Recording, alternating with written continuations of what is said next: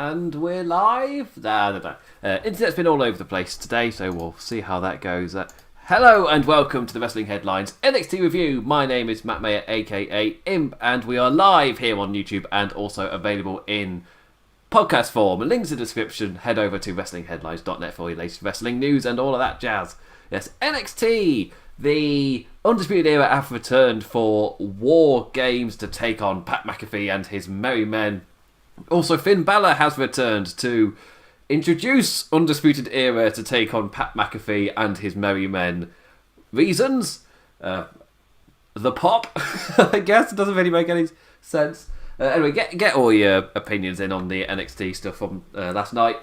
I personally, this was like maybe one of the NXTs I was most down on that I've done so far. Most of the time I'm all positive and chipper and happy.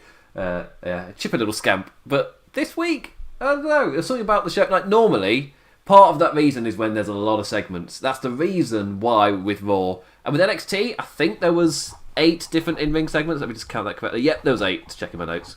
There were 8 different in-ring segments, where for NXT, that's quite a lot, because your normal... Oh, wait, no, it's 9, because, of course, the ending with Finn Balor. So, technically, it flowed, so that's why I got mixed up.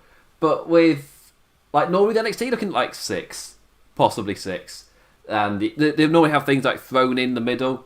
But this week there were a lot of, especially after the North American Championship match, and I guess you could include it as well. There was, like, for me, the main event was great. Rhea, Ripley and Io Shirai I thought was fantastic. And then you got the whole War Games thing after that, which is also a great little thing. But with the actual main bulk of the show, I found it quite difficult to get through. Like, there were matches that were just happening. I was really struggling to actually care or get invested, and it was just stuff happening for the majority of the show. For me, I guess North American Championship was one thing, but then there's a whole blare in the middle, a whole blob of blare immediately after that. Then you get to the main event, which was fantastic, and you got the massive setup for War Games as well. Again, there was a lot of setup. And I think I've said for the past 2 weeks that I'm perfectly fine with setup shows. Absolutely. But they're the type of thing that really pay off long term. So, yeah, all for it. No issues with it. It's just a bit of a thing where you get to week 3 and there's still not really going to it. Don't really feel like things are properly progressing anywhere. And apart from, again, the main event, which I don't want to... even though, overall show-wise, I would say, I thought it was fine this week. Aside from the fact, I really enjoyed the NXT Women's match, and the reveal at the end gets you all excited for what's to come next. So, it's like, well, I'd be surprised if next week isn't like charging at such a faster degree. But this week I felt like suffered, because next week is going to shine. Just because of what everything is set up, it's going to be impossible not to at least have excitement and a bit of momentum on the show. Just because of what happened at the end this week, you've set up things to happen, which is good. The long-term plan, I'll always like praise that a lot more than I would like Monday Night Raw. If Monday Night Raw has a show which flows with lots of momentum on that one show, but you're like, it's not going anywhere though. Like, there's not much to like. You can have this one show, but it's hollow. There's not much to sink your teeth into. Then you get to NXT, and that show is like, most of the time you might get a few shows like this show this week, and the past 2 weeks I think I'd say similar, where it's building, it's momentum generating. Then you get to like 4 weeks down the line, let's say we're there, because that'll be next week technically. You've had Pat McAfee and his main men running shop for weeks. Then you get to this episode. Suddenly there's just a lot to it. And you've done all of that setup. You've spent your time cooking that meat, and it's juicy and tender. So, yeah, that's my metaphor. It's a juicy... NXT is a juicy and tender meat. That's what I'm eventually getting at. But yes, so in the main event, let's talk about the topic of the show, of the Undisputed Era returning for War Games. The Prince arrived after Io Shirai and Rhea Ripley had their awesome barn burner of a title match. Finn Balor is back, and because of the way that show was booked, mate, you've got 3 minutes, battle the F through that promo. Just power through it. Like, 2 lines in, Pat McAfee and his merry men arrived with Pat gobbing off in his usual style. What a fantastic man on the mic he is. He has been a revelation in NXT for me.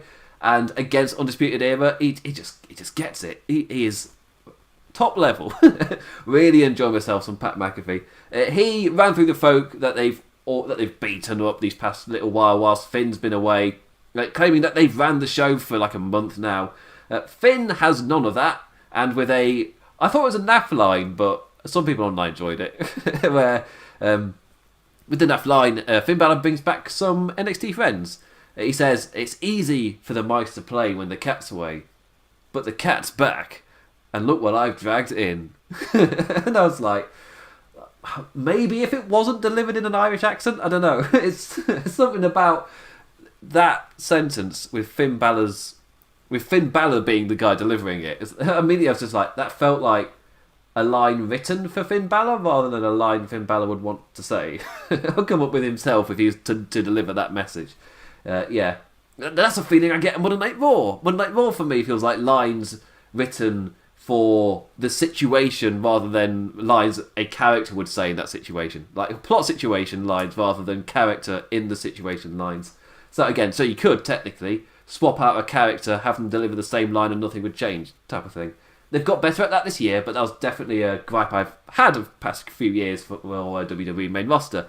And this was like, I don't normally get that feeling with NXT, but with this line, that made me think that. It was on the edge of corny, and it was balancing on it. And it was just something about that line. This maybe tilted it a bit. I was like, Anyway, I may have found it a bit of a crap line.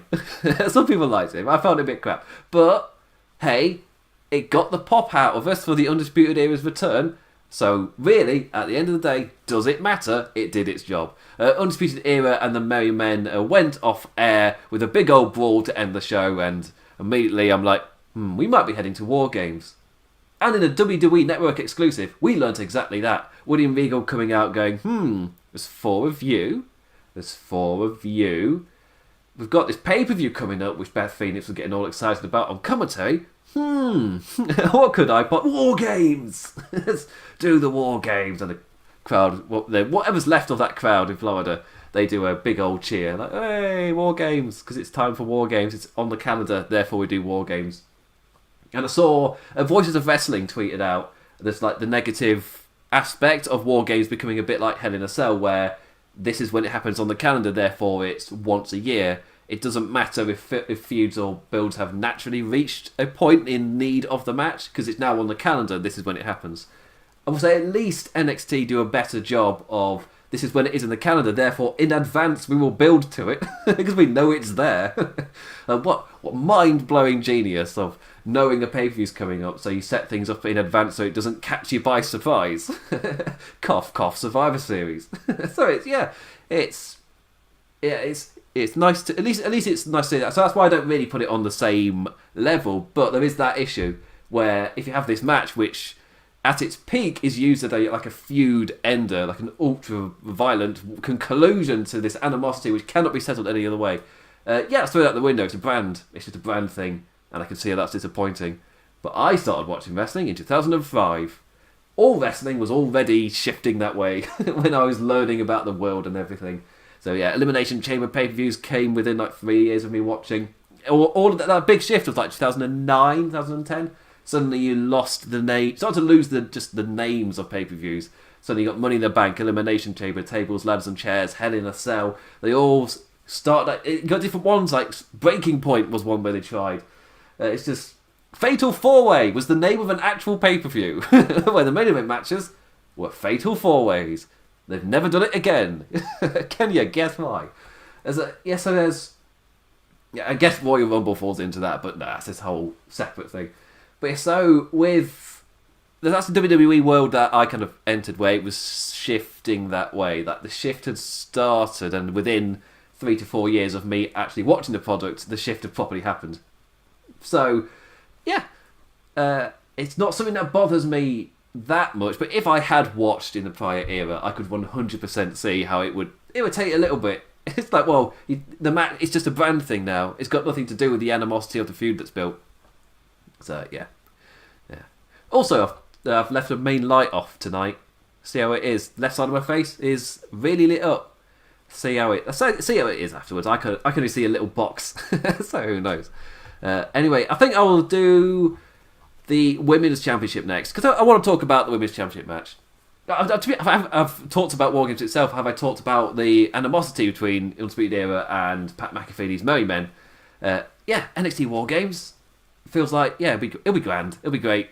It's every year. It's become Undisputed Era's thing, and this is the first time entering it as baby faces or cool. Heels so cool, they just become liked now, so they're not heels anymore. I mean, as soon as they start the rivalry with Pat McAfee, so, the heels. Sorry, their face. I can't say a certainty thing and then say the wrong word. Oops. But yeah, so with War Games, it'll be fine. It'll be enjoyable. Last year, I enjoyed the women's one like way more than I did the men's. And looking at the competitors in the men's this year, I feel like they kind of be forced to tone it down a bit, because it was in that era where I was getting a little bit with the Adam Cole Johnny Gargano matches, for example, which were just escalating and escalating and escalating. And this year was like last year we got another crazy bump with Adam Cole and Tommaso Ciampa with like the air raid siren like, off the top left through some table. So like Jesus Christ type of stuff. But this year it's Pat McAfee, and he's just like, I love Pat McAfee. I think he's been doing a fantastic job, but he's not going to do assumably he's not going to do a death spot with Adam Cole or just crazy massive thing to end the show.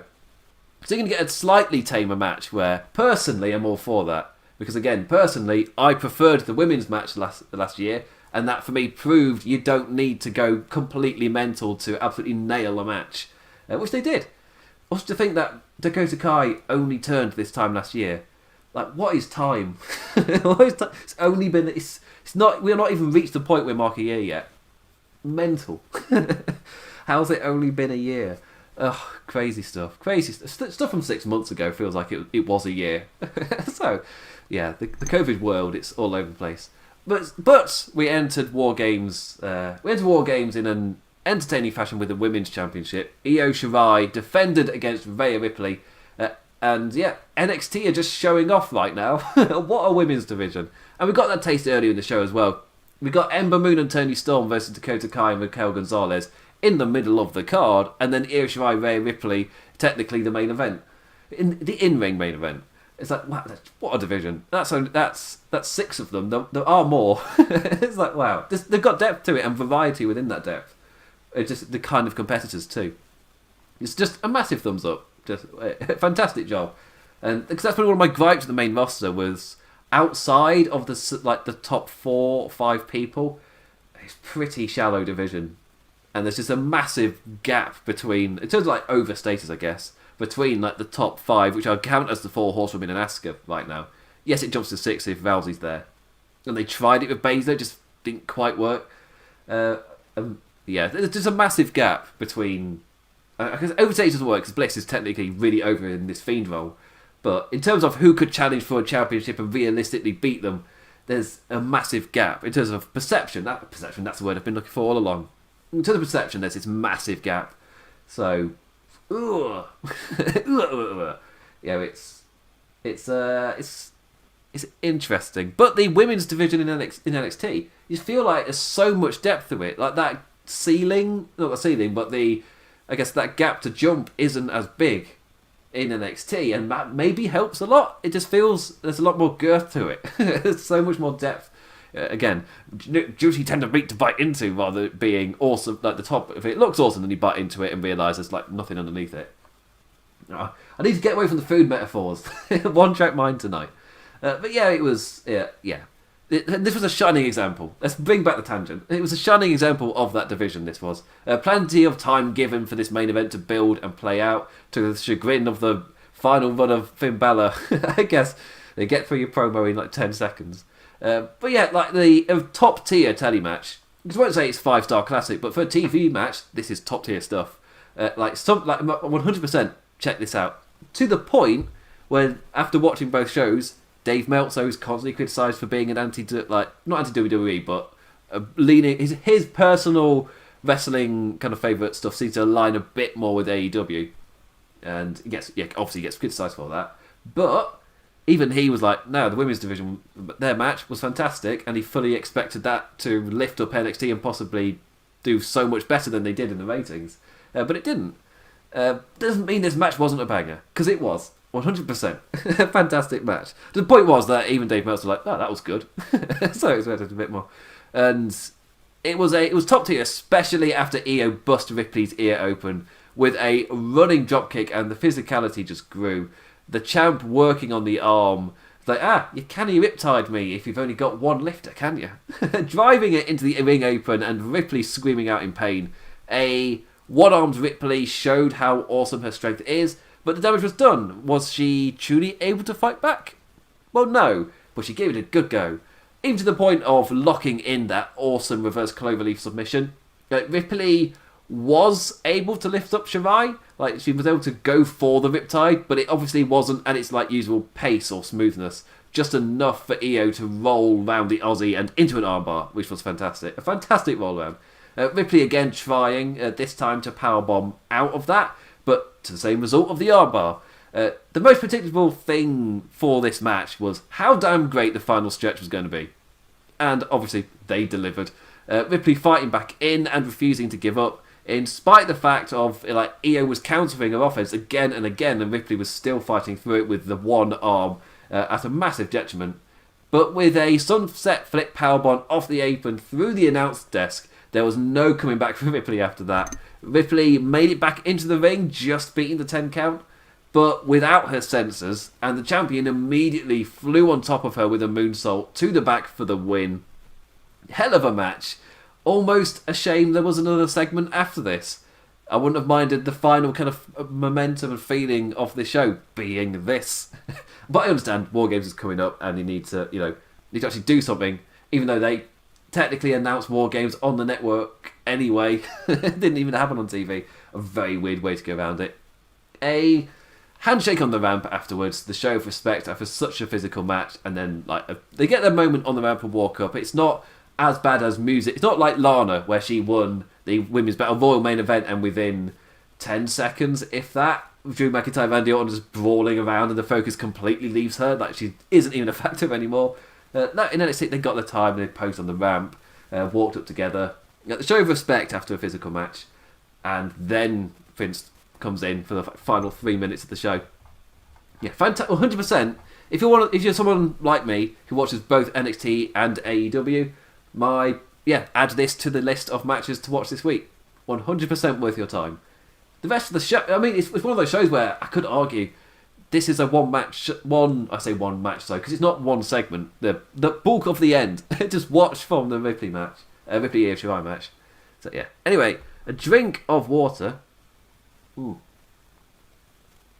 This is my second stream of the day, having gone live on Twitch for the building the Twitch thing with Ash from Wrestling Shorts, doing all of that stuff. So I was live on Twitch earlier today, streaming some Shadow of Mordor, killing some orcs. Shadow of War. Change one word and it does me in. It doesn't help in the promotion. I call it Shadow of Imp, so I'm not saying the name of the game a lot. So anyway, yeah. So yes. So technically I've already done live stuff for over 2 hours today. You can see how my voice keeps up.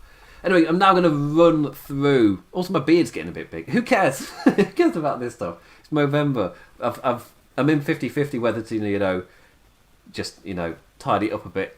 I'm like, but in November, do I just leave it? I don't know. Anyway, it goes very ginger. It's the Irish genes in me. My beard goes extremely ginger. Anyway, we'll start with the new North American champion stuff at the start of the show and work our way through to what was ever before the main event. I can't remember for the life of me. So when I read it in my notes, it will remind me. That's why I make notes. I'd be screwed otherwise. The new North American champion, Leon Ruff, said that name right, versus Johnny Gargano. Johnny all mean, calling Leon not a real champion and a joke, and that the joke is over. Just no messing about. My prediction from last week was that I was going in fully expecting that Ruff's reign would last one episode, with Gargano pretty much staying North American champion, but still keeping his first defense losing streak all intact for facing Damian Priest. But no, they're going at it without the championship, it seems. Well, we've got next week. I'll get to it. But no, they played off of that for a second unexpected victory for Ruff. Ruff was bouncing off those ropes with more confidence this week, having won the championship.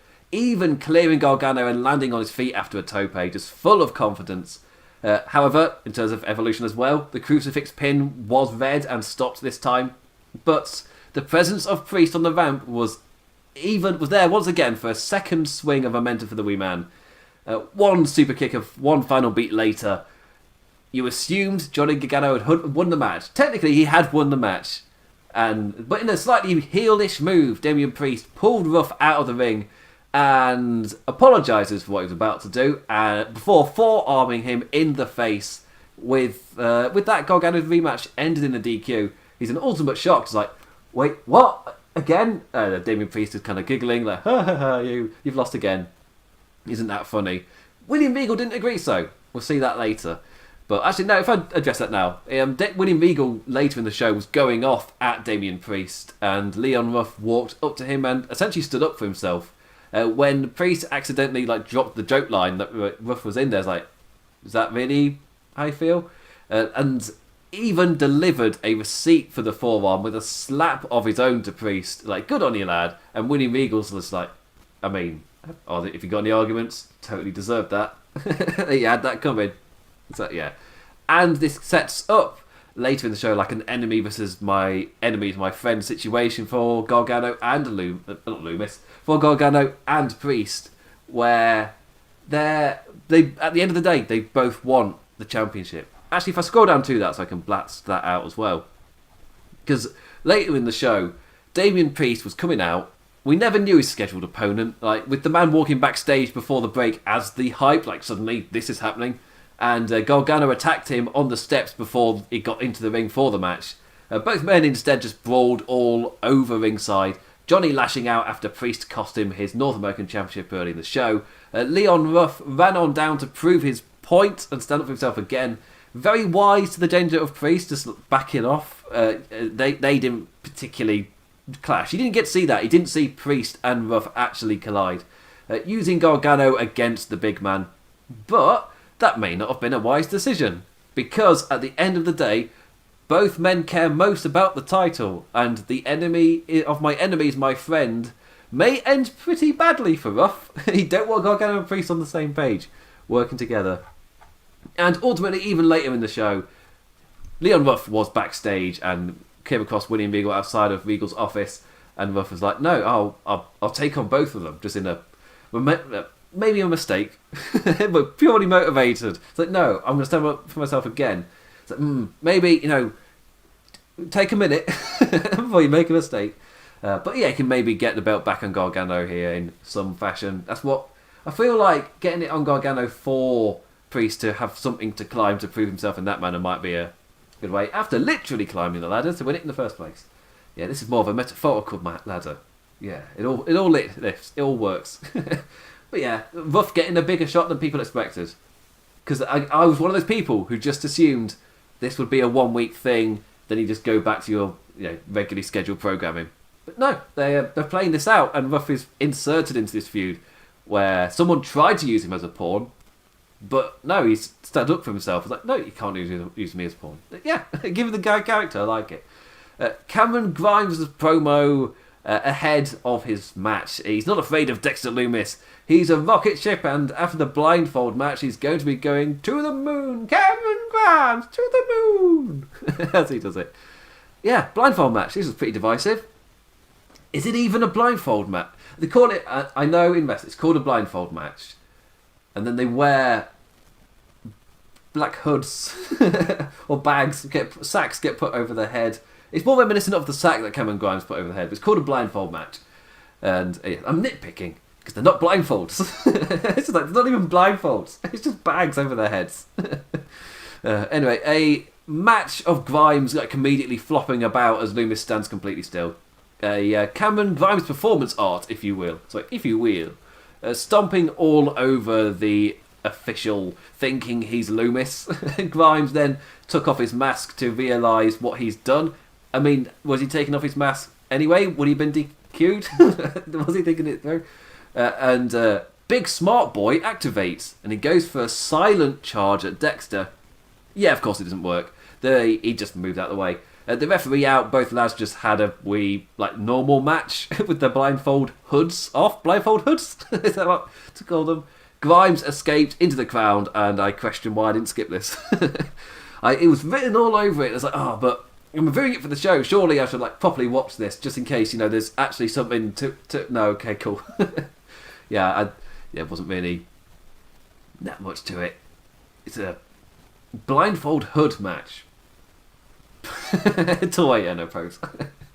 Candice, a lot of people really didn't like this. Well, I was just like, it's what it is. I wouldn't say that I have a strong emotion towards it of, oh god, this is awful. No, I don't get those kind of emotions really towards wrestling. This one I was like, it's fine, it is what it is.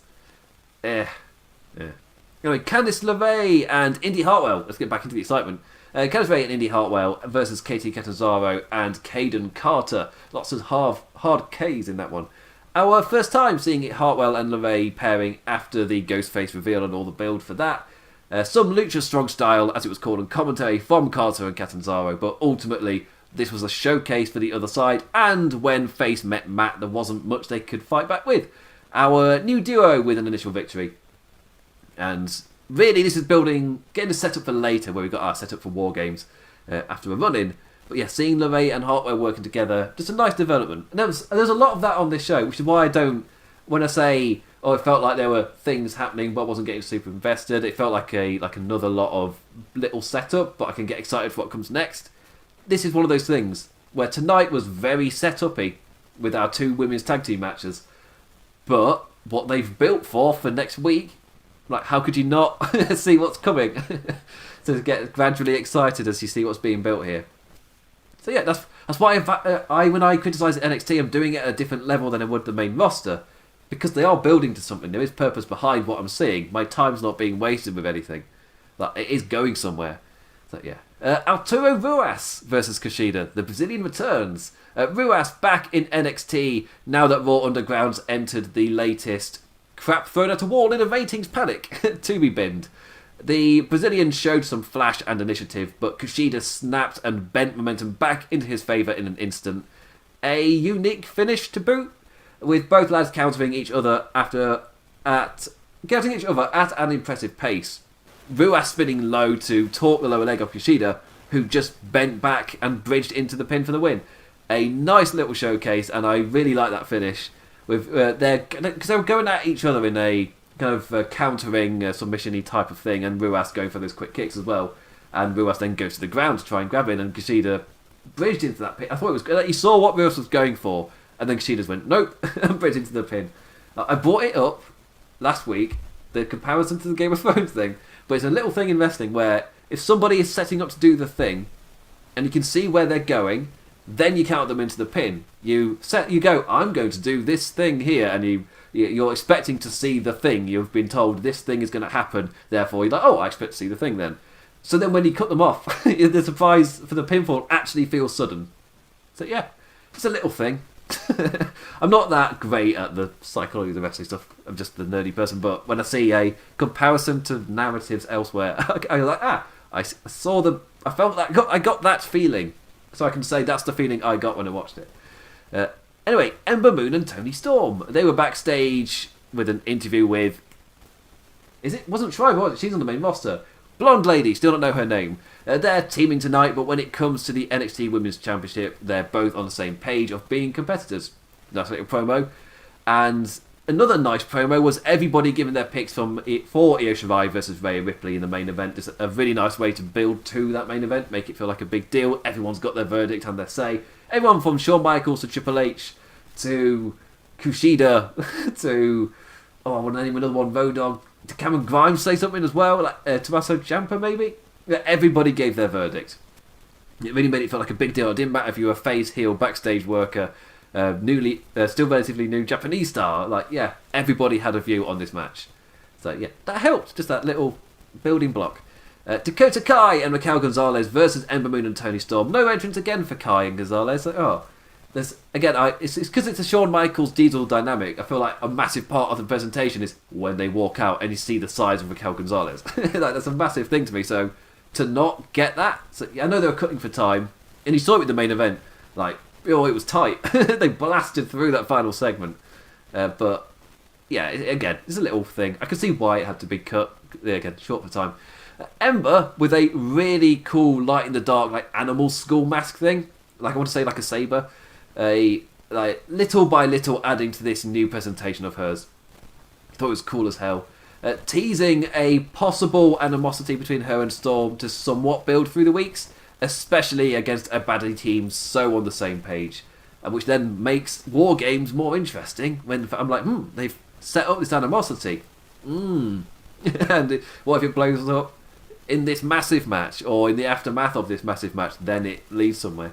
The audacity of NXT, giving us this match right after promoting Ripley and Shirai for the main event. That, again, that's like I said earlier, they're just showing off. What a damn strong division.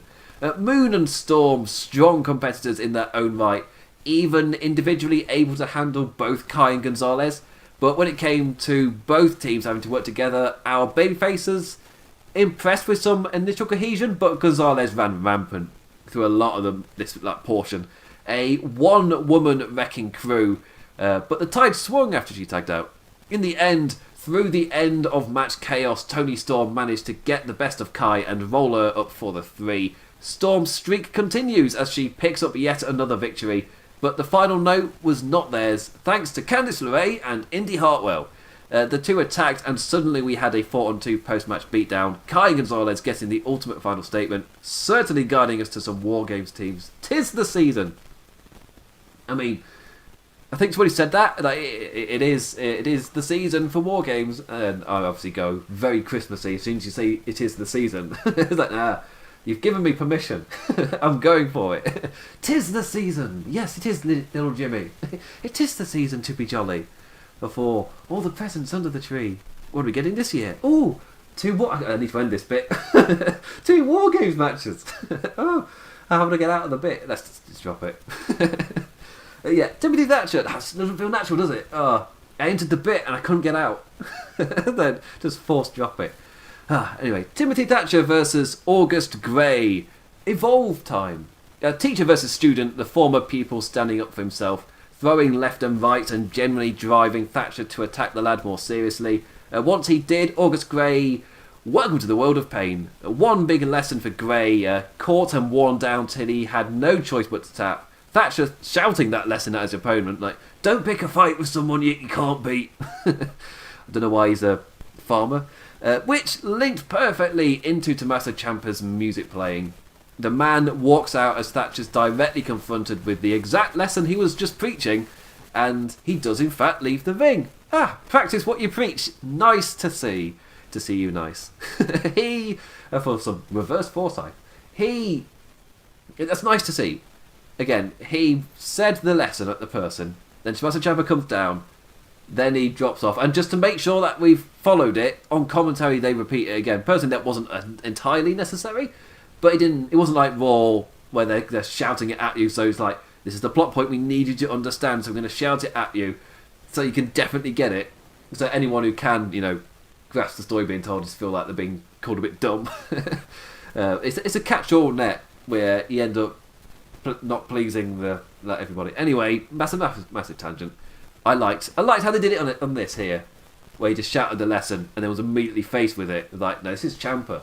Don't mess around with Ciampa. And like Thatcher knowing you don't pick a fight with a man you can't beat, and you saw it in action. Really like that. And then we got the Damian Priest thing, where they had the whole brawl, which was followed by, I guess, a final thing I'm talking about. I've accidentally ended up here.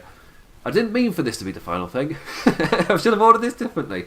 But the final thing to talk about was the night before NXT. 'Twas the night before NXT. And William Regal went to the door of Boa's house. Because Boa was naughty and had not been showing up for work. I'm stuck in the bit. He had not been showing up for work at the door.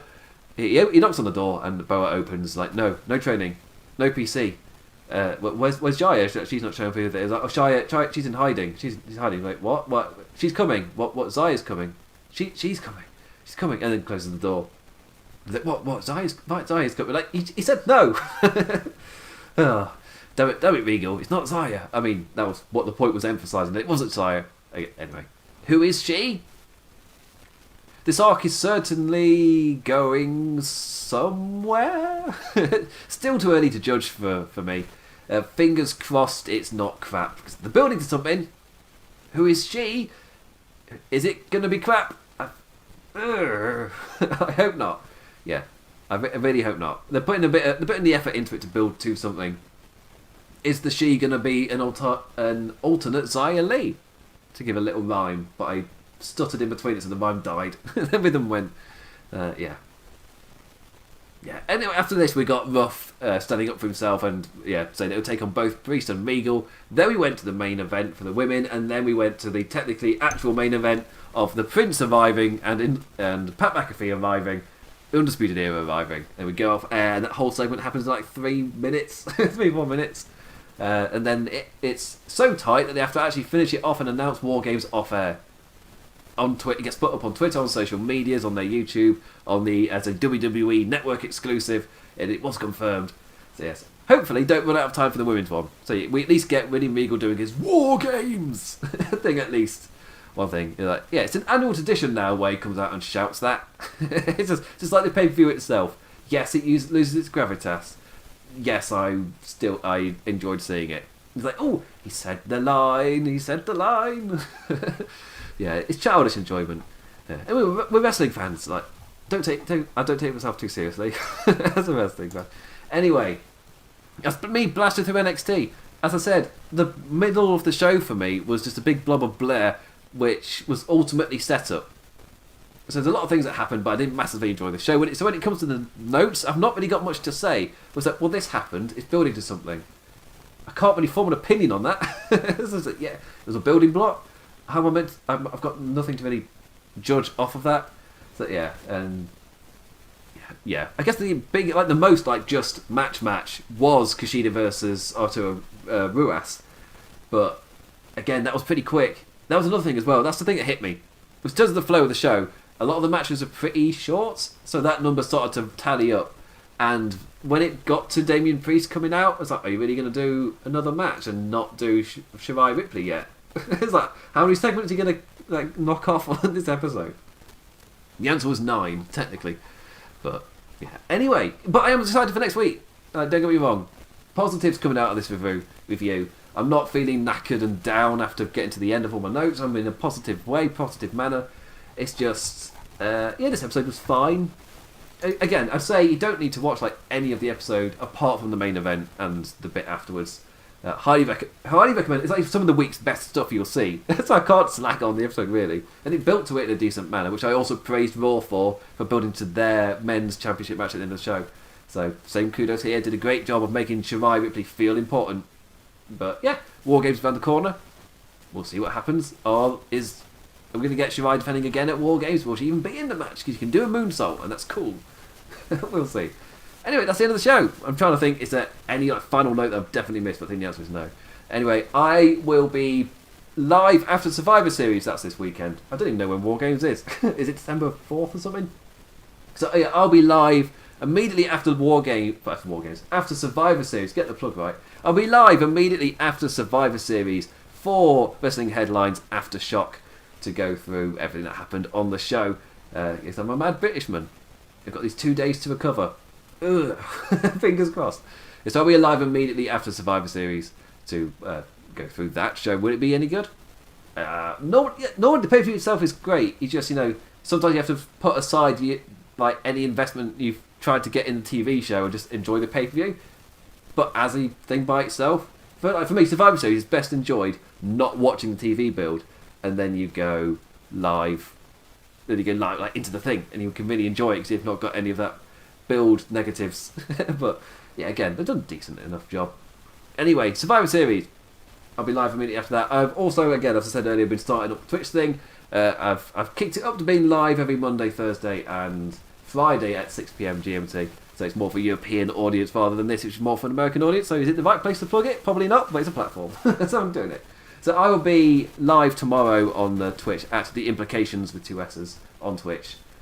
And I'll be playing, I think, Fall Guys with Friends. Who cares?